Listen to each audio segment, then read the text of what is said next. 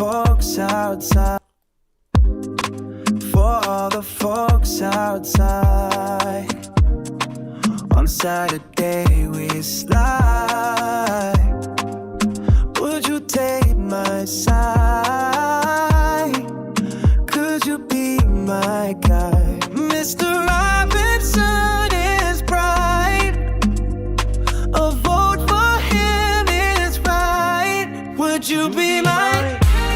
Could you be mine? My neighbor type. Through the highs and lows and field is where the love still grows.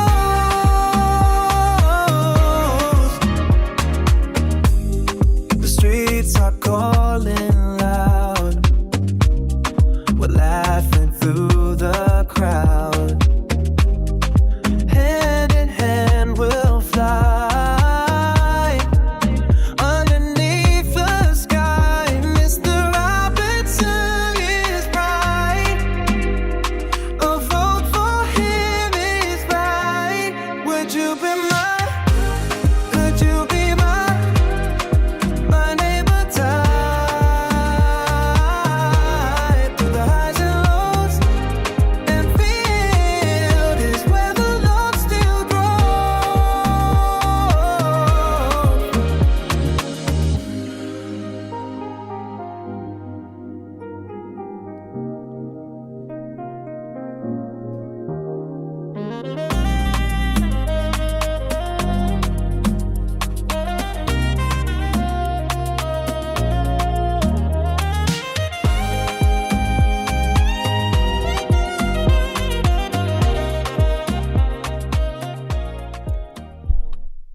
Yo,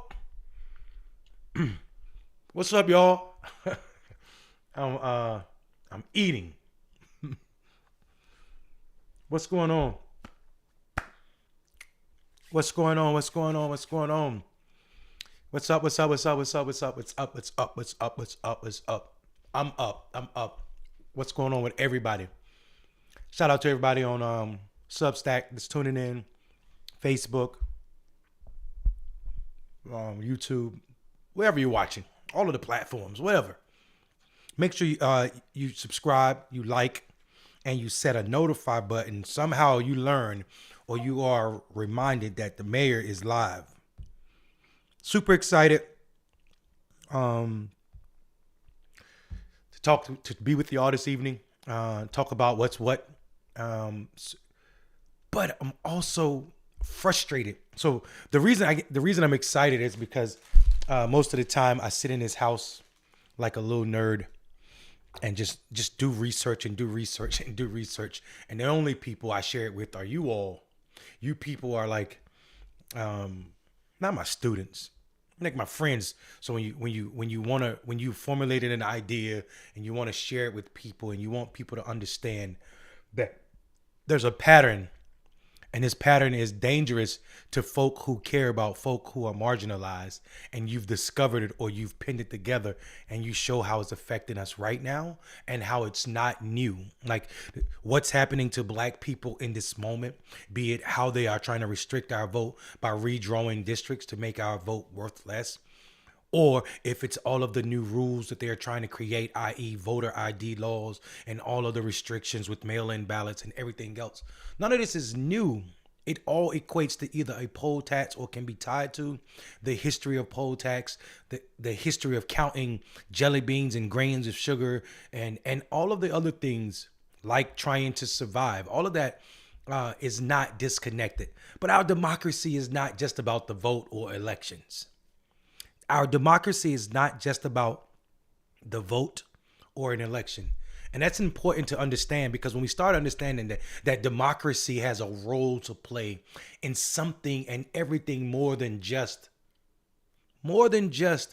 how we vote and who we vote for. When we understand that democracy is how resources are shared or unshared with a certain group of people or peoples, then we start to begin to understand the importance of voting, the importance of democracy itself. And it's not just some loose idea that Donald Trump and the people close to Donald Trump float whenever they get ready or hungry for power. No, democracy is how you have or do not have enough resources to buy the medicine you need to survive. Democracy is whether you will be able to work for a livable wage or you will be required to work multiple jobs. Democracy is also if you would have a house, if the air you breathe is clean. And unfortunately for our democracy, if our democracy was on trial this evening, if we were holding a trial for democracy, if democracy was the defendant, then we would actually have to say that our democracy is guilty of lying and fraud. Because people, majority of people in this country have not been awarded a democracy that takes care of it or even represents them. So this idea that we have a representative democracy, meaning we elect people, we cast a vote, each of us have one vote and it's supposed to be equal. We would have to challenge those notions. We would have to say that we've been lied to. Malcolm X said, run amok, hoodwinked, duped. We would have to say that. We would have to say that out loud and with the full chest. And the reason we'd have to say that is because black people, as I just said, vote is not equal the same to white people's vote. When you draw districts or redraw districts in this manner, where we are 25 and 30% of states, but the districts of us being elected are unlikely to look like that. Let me give you a great example. Alabama is a state where 25 to 30% of the population are black people. They had 2 districts that were majority black districts. That is not 25% representation. Now those districts that were 25%, one of those districts where Figures is Congressman Figures district is basically back to the majority white district. Meaning one of the Alabama's districts is only likely to be won by black people, even though we make up 25% to 30% of that population. North Carolina is a state that has 20%. 20+% of its population is black. That is not the case for our congressional districts or our representation. We have one black district and it's no longer a majority black district because they redrew it. They took 300,000 black people and moved them over to the 3rd congressional district out of what was a historical 1st district where where Butterfield served for almost all of my life. And now Don Davis serves. So this eroding of the black vote is a critique of our democracy. I'm not saying the idea of democracy is flawed to the point that it can't be saved or revived to be a real thing that benefits people or represents people. That's not what I'm saying. What I am saying, though, is that this idea of democracy as we see it in these United States, is that it's not working. It is a failed institution. And that's because of the people. The people have run amok with the democracy. It is not so much that It's not so much that the system couldn't work. What's on paper, I would say that there are some flaws that need to be changed, i.e. lifetime appointments to the Supreme Court seems outdated and unbelievably silly to me. The fact that we have people that were born in the 30s or 40s or 50s having lifetime appointment on the Supreme Court, making decisions for people who are 4 or 5 generations removed from them seems outlandish to me. The fact that we allow partisanship to pick people on the Supreme Court. I don't understand how we are looking for an unbiased court when we have political actors putting them in place. Our court should be redrawn, one, to look like the federal districts. If there are 13 federal districts, we should have 13 Supreme Court justices. We should also, if we are dead set on letting partisan people or parties, the Democrat and Republican parties, pick candidates, then we should have a certain amount allotted for them, the 2 parties, and then we should also have a nonpartisan way to pick justices on the Supreme Court so that people can really believe in this idea that the justice system is blind. Because right now it's not blind. It's not even peeking. It is looking directly at the actors and deciding based on politics if they're going to support or not support, not on judicial standing or the constitutional reading.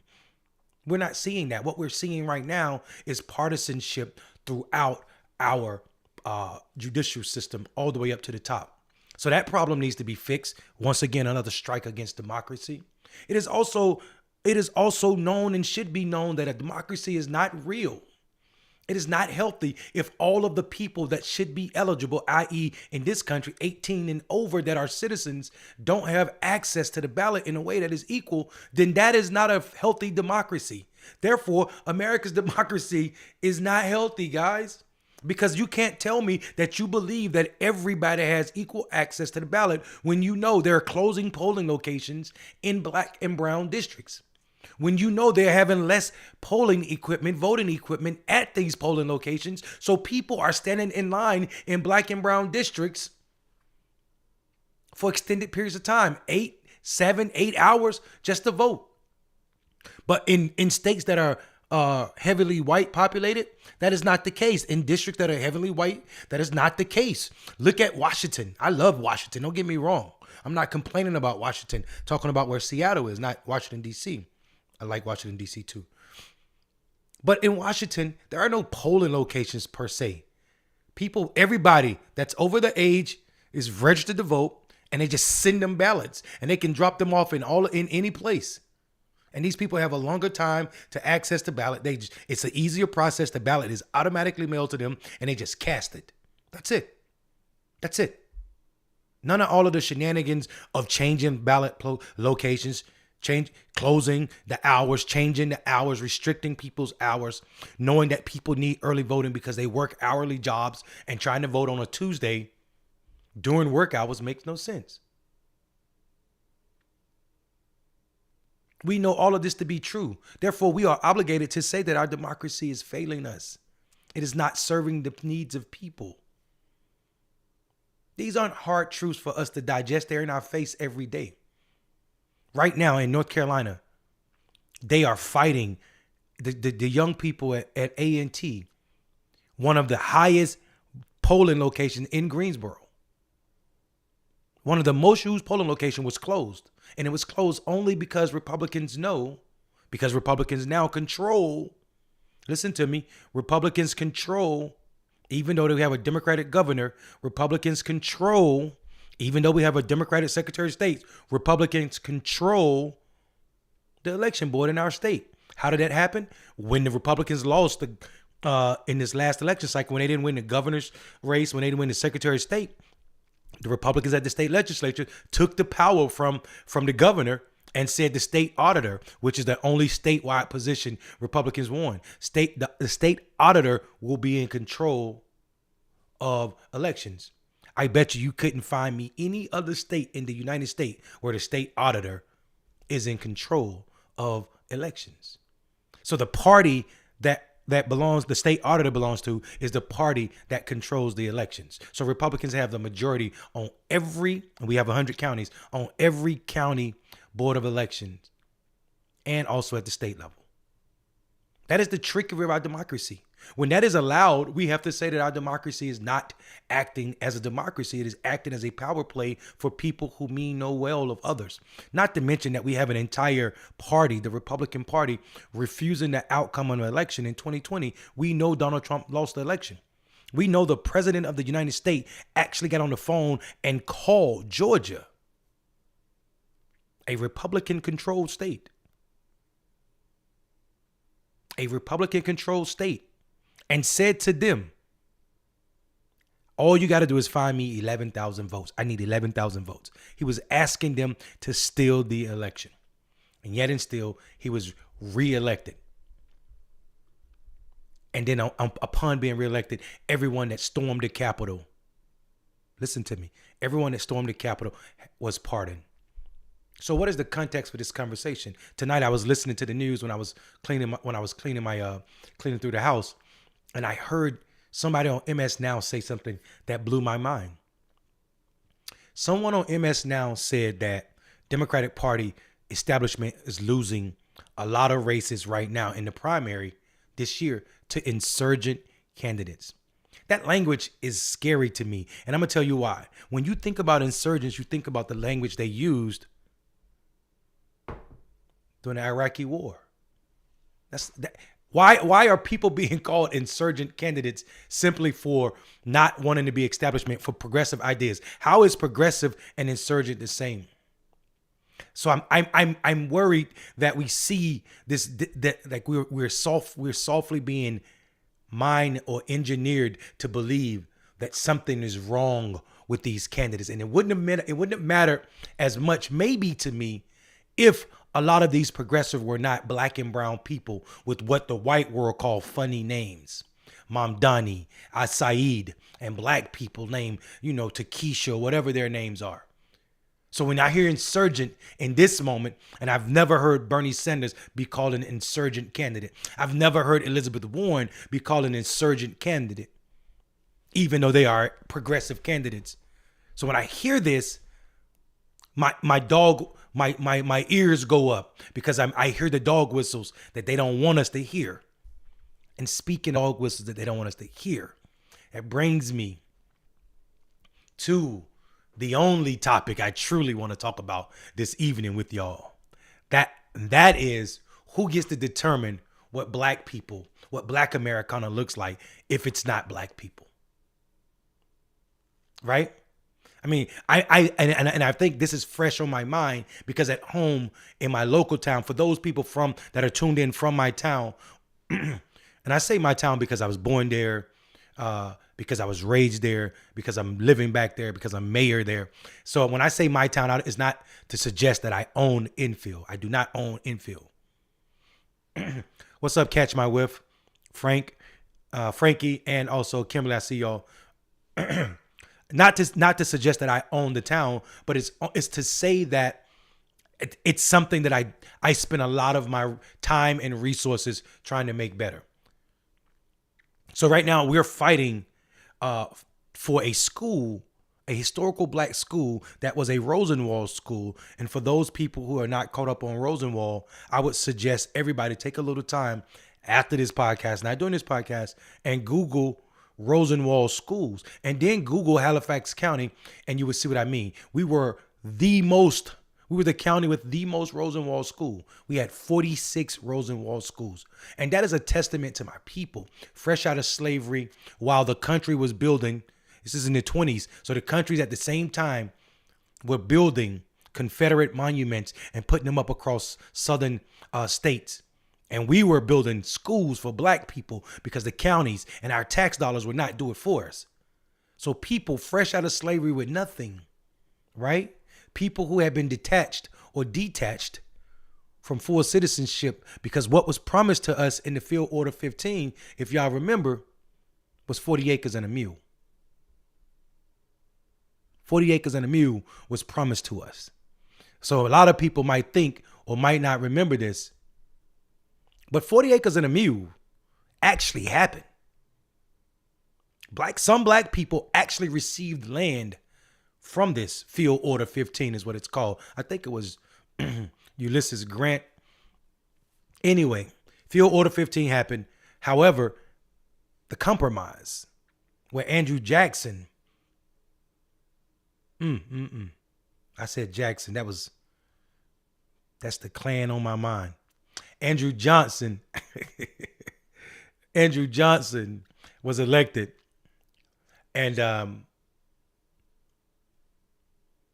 all the land that black people were getting, all this coastal land, listen to me, y'all, that's what it was. Most of that was like coastal southern land because that's where black people was given to us to be our land, to be full citizens, was taken back and given back to the same people who owned us. So the historical spine of tonight's show is to show you that black people in 2026, guys, listen to me, black people in 2026 are still fighting the same fight that black people were fighting in 19 and 18s. And I ain't talking about the late 60s and 70s. I know we like to talk about the civil rights movement as if that's when black people started to fight, as if we weren't fighting all the time. We had coastal lands. Think about the coastal lands. Charleston has some of the most expensive property in this country. Charleston. Think about the coastal lands on the East Coast. The origin of that promise died when they elected Johnson.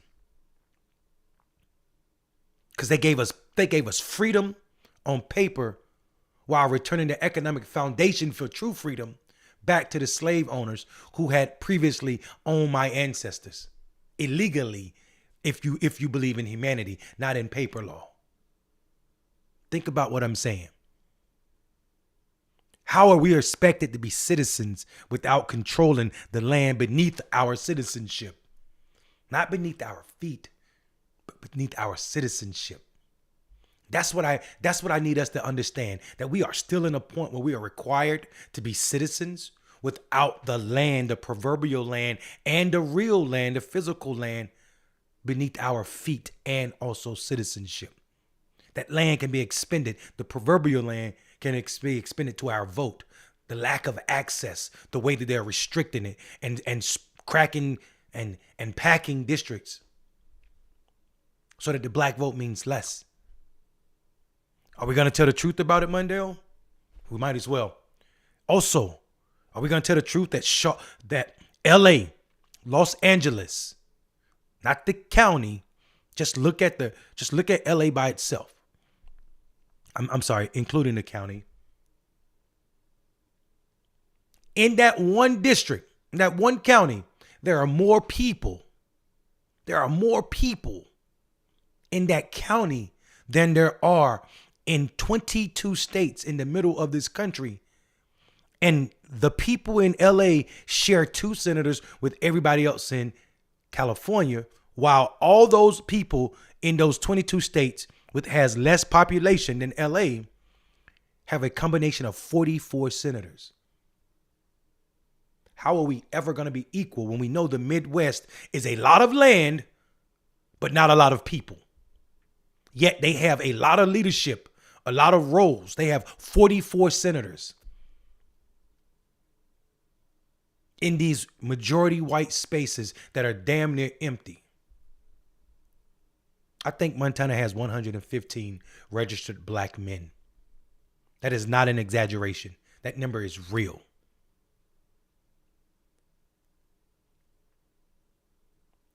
So let's be clear about when I say this land, this idea. Yes, I'm talking about the physical land, but I'm also talking about the other arms that are associated with democracy that we don't have hold of. We didn't get gifts. America's democracy gave black people nothing. The schools were not gifts from America. It was black people tax dollars also. The land that they donated came from black people. People built, it was their wood. Donated. We were donating to our infrastructure to build, and they still took. They stole. They broke. They burned. They hanged or hung or both. And they still do. We see an uptick in hanging of black people. Yes, specifically black men. But we also saw and see an uptick in the number of killing of black people, specifically black men, by police officers. So what difference does it make if you're being lynched by a tree and a rope and a noose, or if you're being killed by a cop who has already deemed your skin color a 9mm or 50 cal or 40 cal or a sniper rifle, or your cell phone as a grenade? Because you can't explain that the fact from 2016, when Donald Trump first came and ran for president, to 2023, 3,000 plus black people, specifically black men, were murdered by police officers. That is a time period way shorter. That is less than a decade. And they kill as many people as all of the documented lynchings that we have in this country. So when I ask who gets to determine what it means to be black in America, or what black Americana would be, I'm not just talking about culture. I'm talking about the stealing of life, stealing of democracy, the stealing of land, and also the prevention of black people ever standing up because of systems that were created long time ago for oppression and still today are in effect as systems of oppression. We've been practicing self-governance forever. Wilmington, North Carolina was home to the first, guys. Wilmington was home to the first multicultural, multiracial government, really. Right after freeing of slavery, they elected black people to the city council. White mob got upset, killed black people, took their property, businesses, homes, burned them, ran them out of town. And the federal government, the state government did nothing. They allowed it. So that silence, the fact that we acted a coup in other nations is a damnation, but we allowed a coup right here in this country and did nothing about it. Reminds me that democracy was never an idea that was supposed to be afforded to black people. So when I ask, what is the future of black people and black towns when we don't stand up for our own and depend on systems that were built to keep us exactly where we are? When we are trying to create value, I don't want people to talk about Tulsa, the Greenwood district, as if it was the only avenue or spot for black creation or black wealth, right? There was Durham, North Carolina, Wilmington, North Carolina. There were places in Florida. There were places in Georgia, Black Bottom, Detroit. There are places all over. Everywhere black people existed, they created a way. Arkansas, the 9th Street corridor in Arkansas, all of those places existed. 1898 was when Wilmington was overthrown. 1898, we had legitimately elected a government with black politic and economic power. And those people got rid of it because they wanted to. And at this moment, and I don't need everybody to believe that it's only white people that are working to prevent us from having. Black towns all over are suffering because of black people and white people alike that see that and believe that it's acceptable to leave our people, leave our neighborhoods without, in a constant state of neglect. This new idea came after Reconstruction, Jim Crow. After Jim Crow, you got renewal, urban renewal. And if anybody tells me urban renewal is for black people, I'm going to lose my mind. Urban renewal became the home for thoughts like gentrification.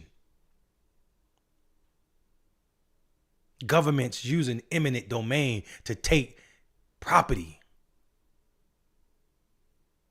So they didn't have mobs burning down property no more. They didn't need it because the government was doing it.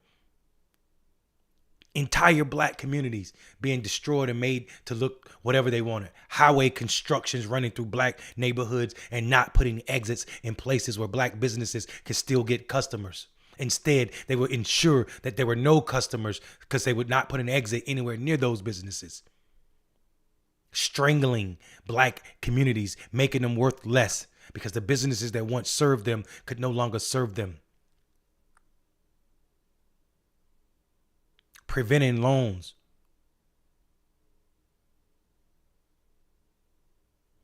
And these are black people that left.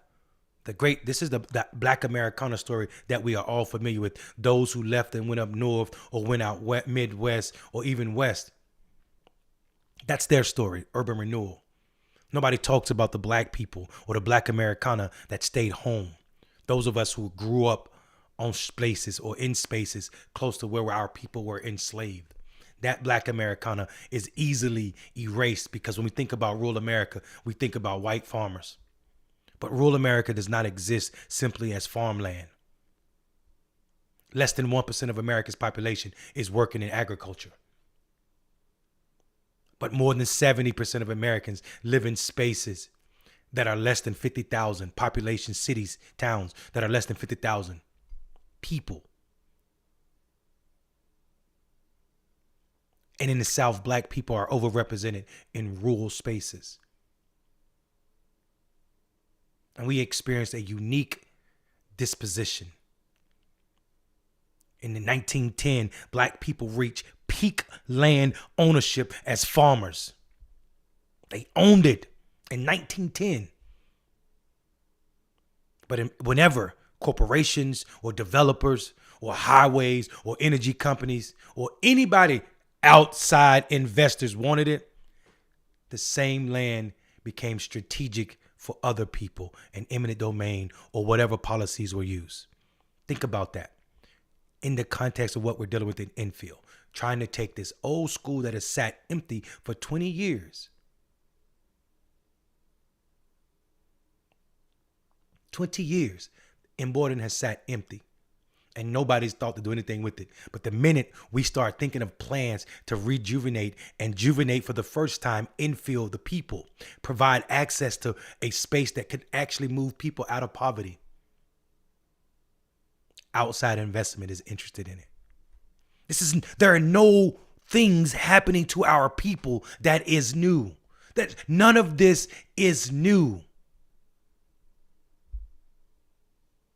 When black people own stuff, when it's sitting in black, when Emborden for the past 20 years has sat worthless to the school board.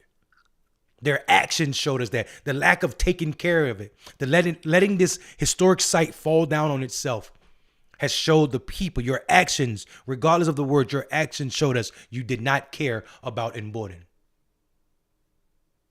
It's proof positive. Look at the buildings. 6 buildings, all of them are condemned or should be condemned. Trees growing taller than the classrooms or the dreams of the people who were once educated there. Wow. Say that again.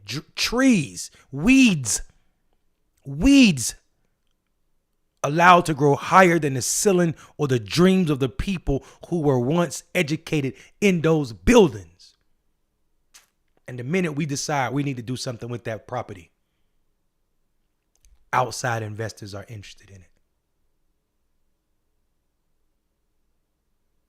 Land sat worthless until we needed it to work for us. And now all of a sudden, other people are interested in it. This is why I'm telling people what's happening is not new. It's not new. We are not fighting new strategy. These people's imagination is whack. Their imagination is oppression. They just run in the same playbook.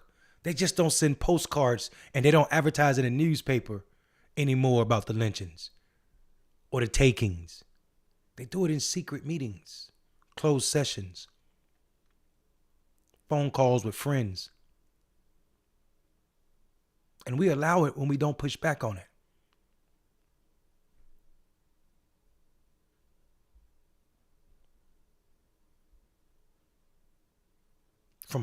I'm talking about from the ending of slavery without land, the promise of 40 acres and a mule, to urban renewal, to now. I'm asking a real question. Who owns the black future? Who owns Black Americana tomorrow? Who gets to tell what we would have and what we won't have? We had people who were related to us, that looked like us, that died trying to move from property to people, to personhood. And our generational fight to move from property to personhood has to include this fight that ensures that our people finally possess the property, the institutions, the infrastructure, and power necessary to remain free. To remain free. Without those avenues, without that process, it does not look healthy for Black Americana. We are lost. We are lost.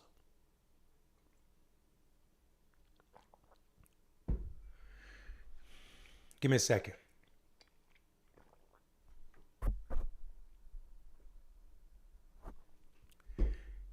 So, sorry about that. I was thirsty, talking a lot, not drinking a lot. I had a long day today, y'all. I'm getting sidetracked, but I'm super excited. I did for people that know me know that I have a phobia of snakes. I've not seen certain movies because snakes are in there. And today I did something that I'm super proud of. I pulled a lot of weeds. I was weeding around the yard in places that looked like a jungle at some points. So it kind of felt pretty amazing for me to be out there and achieve that. So I'm excited about that. I also think people should understand that snakes are an interesting thing. If and I asked a group of people this question, and I want to ask it to you all.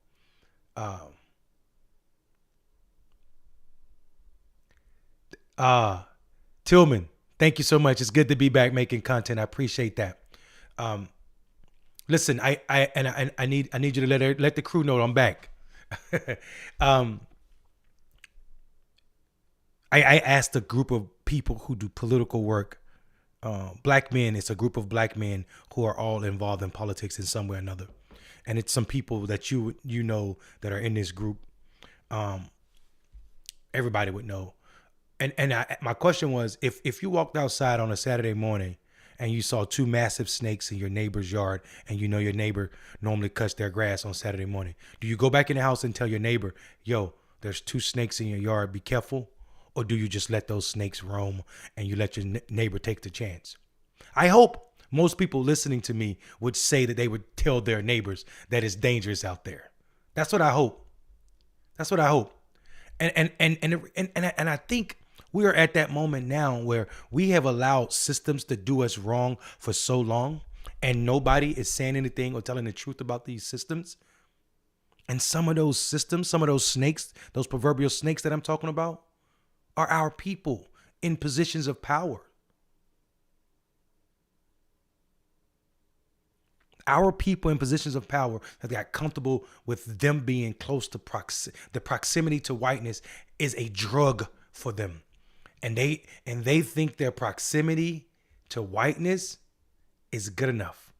It's the course. They are happy that white people see them. And it was never the case. We were never fighting for personalities to be seen by whiteness. Our fight was always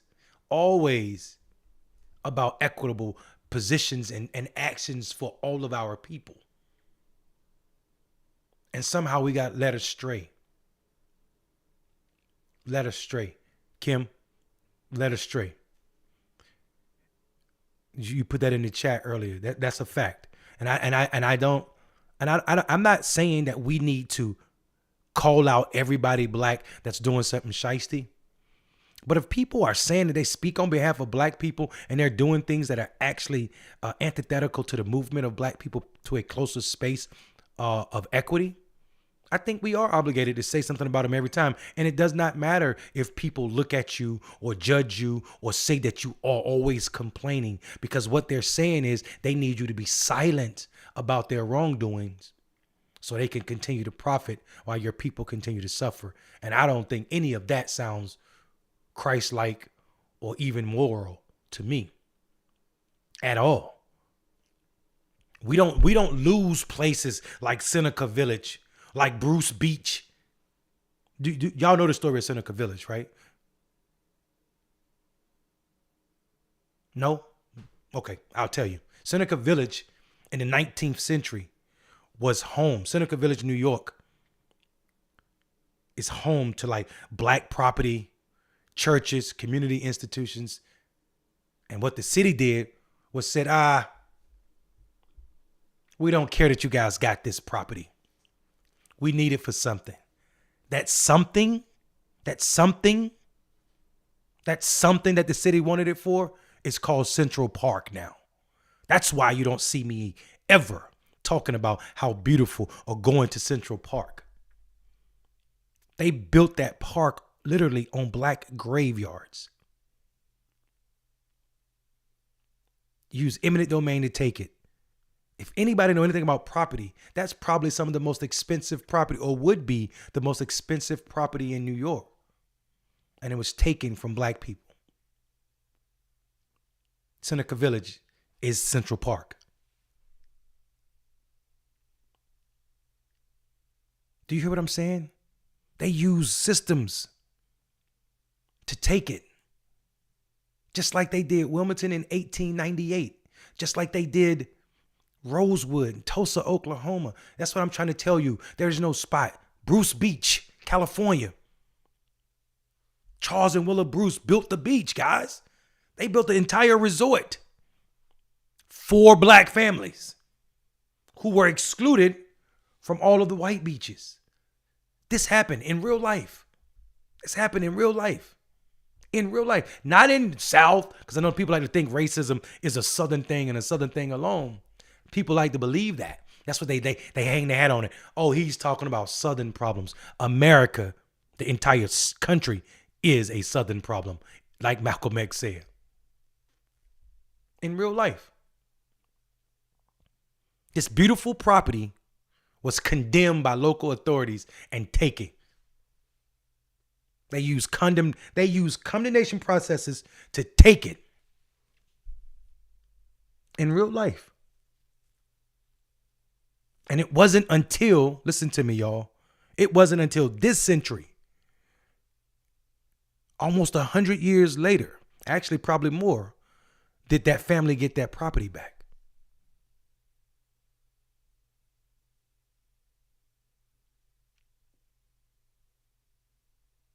They took it.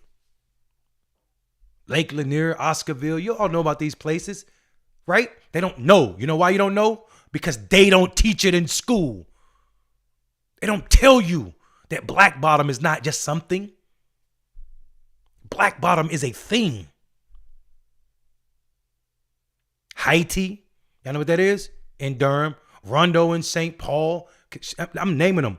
Overtown in Miami. I got a sister, a friend, a woman that is so cool to me, Christian Kitchen, who owns a hotel that used to be a part of the Underground Railroad in Cincinnati, Ohio. She owns a bed and breakfast in Rocky Mount, North Carolina, and she also owns a hotel, a boutique hotel in Overtown, Miami, and the white people are trying to do her dirty right now.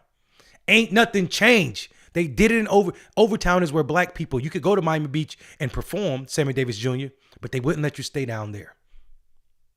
So Overtown is where black people stayed. Right now, the same thing is happening.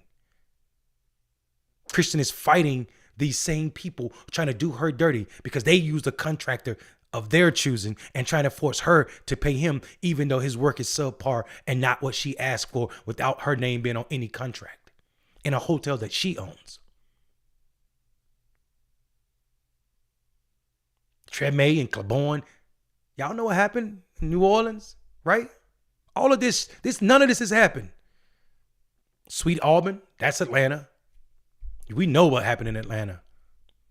West Baltimore, that they're now selling houses and blocks for $5 and $10. Albina in Portland. You can name a state and I can name a place where they did it to us.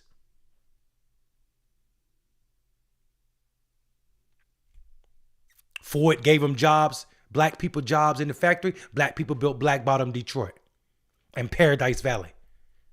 Black homes, businesses, music, what? Social institutions, it all existed there. Until they just said, we're going to use urban renewal and the freeway system and we're going to do away with this. We're going to take the Chrysler freeway and run it straight through black communities, and it destroyed much of it. Haiti, Durham was the most important black community in the South, probably. So when you talk about this, and I never say Black Wall Street because that is disgusting to what and who we are as a people, to think that we would call any place where we're making money Wall Street is dastardly, because Wall Street is the place, physical place in New York, the first place in New York where they sold slaves.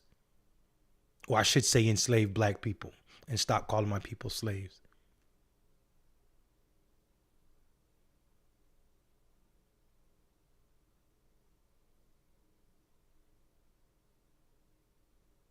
You see what Katrika just said in the chat? People with out-of-state tags are back there by the property at Emborden now. Can't nobody tell me a time. They out there back there by Sporty's Barbershop. You can't tell me a time where people were riding around looking at M. Borden. They are literally trying to sell our future again.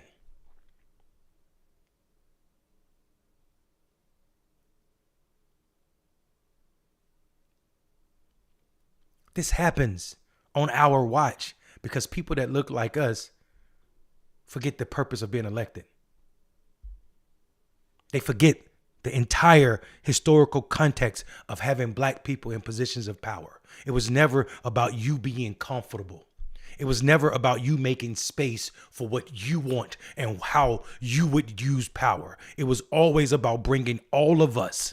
But too many of us walk through that door on the back and shoulders of all black people, only to close that door right behind them and keeping it. And they broke the key off in the lock to ensure that the next black person and black people in general cannot be. So in boarding school and this problem where they're trying to prevent us from getting this property so that we can do good and right by our people, so that we can build our own future, so that we can see what equity looks like when we are driving. When we are driving, maybe in Borden, maybe in infill. And this question may look like it is a sole question for the people of infill, but it's not. It is a question for the nation. What will America and black Americans especially do with the institutions for black people? Especially when our tax dollar built them, especially when our history owns them and are tied to them and forever linked.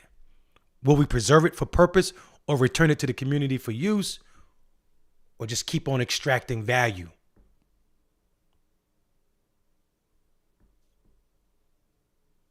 And leave us holding the ruins.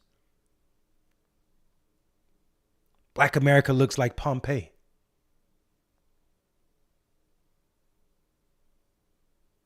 Intentionally. It's not a volcano that erupted to make us look like this. Black America looks like Pompeii because of the lack of imagination from people on what we can do to fix our own problems. We built a Borden 2 or 3 times. In 1920s, it was black money when in Borden was a Rosenwald school. It was then called Infield Grade School. Or I should say the new Infield, the new graded school is what they called it. Then that school served for 20 plus years, and then it caught fire mysteriously in 45. That didn't stop black people. They put their kids in school, in classrooms, in churches all over. And then until they were finished the next year, that's right, they built another school the next year. In 1946, they had their kids right back in the school. This time the school was brick. Those were our people. And that school served until the end of segregation. And then the new in Borden was built in the 50s. 5 of the 6 buildings that in Borden were built in the 50s, directly behind what black people had built. And then the last building was built in 73. That is our legacy. This is not, our history should not be for sale.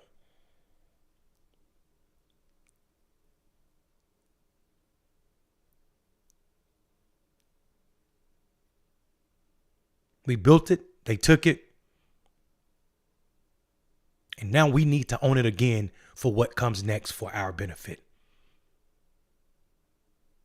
My thesis of the night, and it should be all of our thesis of the night, is the next phase of black freedom cannot be limited. It cannot be limited to representation. We need control of land, institutions, infrastructure, capital, technology, and the public decisions that will determine the benefits and who benefits from black America's future. That has to be the questions that we are asking of everybody running for office. Are you bought into the idea that black people should run systems that control their lives? And if you don't, you can't have our vote.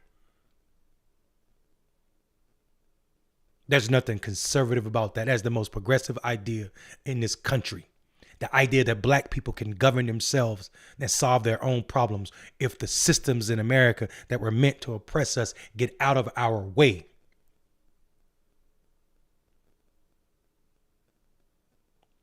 We are not a problem that we need solving. We are people that have been systematically underfunded, under resources intentionally so that people can continue to benefit off of exploitation of us, of our culture, of our food, part of our culture, of our music, part of our culture, of our bodies, our language. African American Black vernacular is a real thing.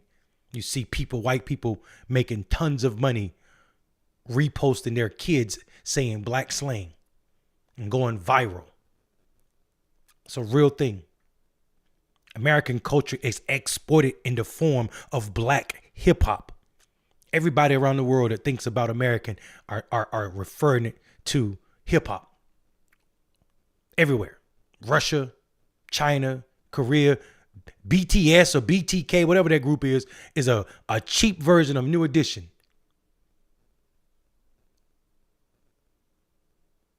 And yet we don't fight. Everybody else know what our worth is, and it seems that we are comfortable just taking it on the chin. We are comfortable taking it on the chin, and for the life of me, I don't understand where the fuck did our fight go?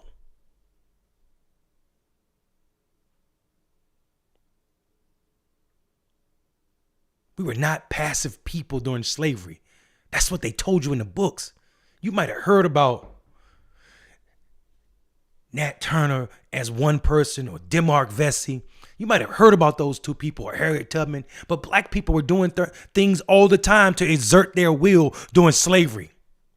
Poisoning people, breaking tools so that work went slower on plantation. Singing those songs were not people being happy-go-lucky in the field. They were planning escape plans. Those songs were the music to tell you when we were moving, how we were moving, and where we were going. And now our musics lack those escape plans. Now our culture lacks those escape plans. Name me a rap song that's teaching us how to escape modern day slavery. Name a rap song right now that's teaching us how we escape what we're suffering through, sharing what they've learned from all of the resources that they've been exposed to. Kodak has tens of millions. Lil Baby has tens of millions. Rod Waves have tens of millions. Why are these people just singing to you and rapping to you about jewelry and cars that you can't afford? Why are they not rapping the hitting message to move more of us to equitable instances and existences?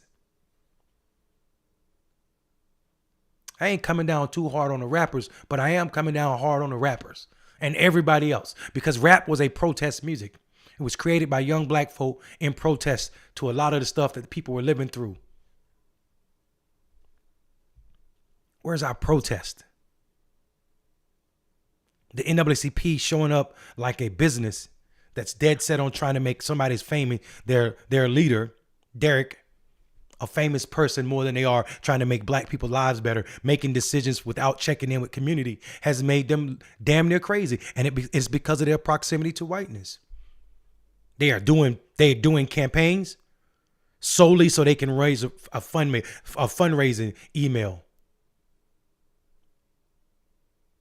These people ain't trying to move Black people. The NAACP know damn well they have no sway with young Black boys who play football, who go into Division I, who have made it through the system, a system that was designed to kill them. So when they put out that statement to boycott, that was so that they could come back to their white people and tell their white donors, hey guys, look, we are calling for a boycott. Support us. Not give us money to build a fund so that we can pay for these students that we told to walk away from these scholarships, who are mostly from poor families, who are mostly first generation Black boys. No, they did something sinister. They did all of that so-called campaign just to make it a fundraiser. That is disgusting. That is disgusting. Those are the snakes we need to warn our neighbors about. And other institutions that call themselves Black social justice or civic engagement organizations that are so happy tap dancing for white people. singing at conferences, taking up money and space, knowing damn well they ain't doing nothing to reach our people. Preachers pimping themselves out because white people like the way they sound, because they sing song and they can hold the vowels. And they can sing and say the chants. Knowing damn well they don't speak on behalf of young black people, specifically young black men, where 90% of them aren't even members or go to church at all. Why aren't we telling the truth about why our community is lost? How? How did we get here? We got here because we forgot who we were and whose we were. We took on the role of the position they put us in. I just caught myself doing it. I was calling my ancestors slaves. My people were never slave. They were always enslaved. My people weren't poor. We were subjected to poverty because of systems.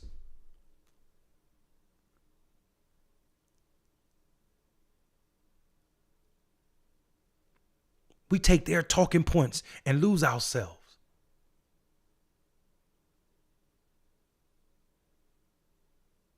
So when you think about, and if you don't know what's going on in Enfield about them boarding, just go to my page and see and learn. It's some dastardly stuff happening. And I guarantee you, you can name a city that has a historical root that was tied to or linked to blackness. And I could show you how systems were put in place to ensure that black people would not hold control of it. In these United States, this is our truth. There is no other answer. There's no other way to explain what I'm saying other than to name the fact that white supremacy is still in control in America, because black people in this moment won't stand up and acknowledge that we too can fight, and our fight does not need to look like what people from outside of our communities are telling us. And sometimes those people from outside of our communities may be from our communities at one point in time, but they've been gone too long to know what the smell, taste, fear, and love of our community looks like. Most importantly, the love of our community. The love of our community requires us to stand up to the exploitation of our people and our access to the land and institutions that are meant to control our futures. So when I ask you, what will Black America be tomorrow? You damn well about to say whatever I'm fighting for.